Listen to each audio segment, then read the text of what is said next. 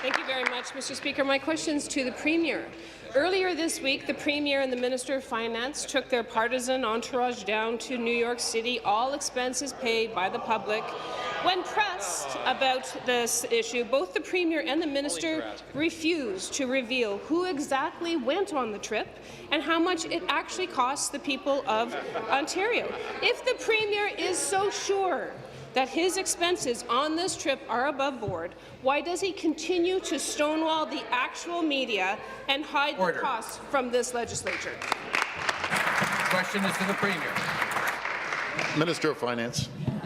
To the Minister of Finance. Thank you, Premier, and thank you very much for representing Ontario so very, very well in New York City this week.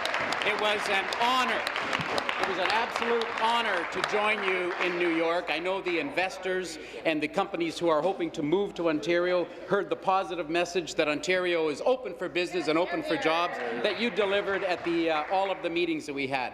In fact, Speaker, over the course of the last 2 weeks, Ontario, who has our bonds out in the marketplace, brought in $4.6 billion of the $36 billion that we need in our bonds. And fascinatingly, half of that money was in U.S. dollars. This is a huge success for the province of Ontario. They are thrilled with the fact that Ontario is open for business, open for jobs. They told the Premier and I that we haven't heard a solid message like that from Ontario in 15 years.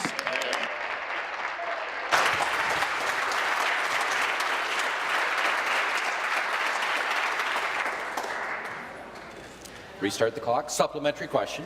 Very much. Well, those investors also value a strong public education system and a strong healthcare system, which you are currently undermining. The yet untold costs of this trip are just the latest in a pattern from this Premier of using public dollars for his personal priorities, all while claiming that the province can't afford to provide essential services to Ontarians in need. The Premier's claims that we don't have enough money to fund flood prevention in the midst of record flooding, that we can't keep teachers in classrooms, and that we have to start charging people for health care coverage.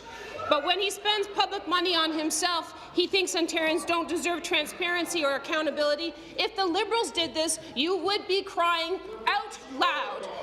Listen, you need to owe the people of this province the facts on this issue. Thank you very much, Mr. Speaker.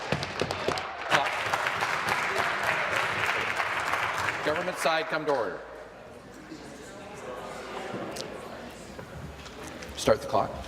Response, Minister of Finance. Thank you, Speaker. Speaker, we are borrowing $36 billion this year so that we can have the money to put into health care and have that money to put into education. That's why we need to continue. We raised between 20% and 30% of all of that money has to come from outside of Canada, Speaker. And I can tell you that they heard a message that we are transforming, we are modernizing, we are digitizing government. They heard the story of how you can go to online now and get your driver's license and get your health card. They saw that we're saving $33.5 million by doing that. They heard that we're saving 4 cents on every dollar, and as it turns out, we're saving almost 8 cents on every dollar.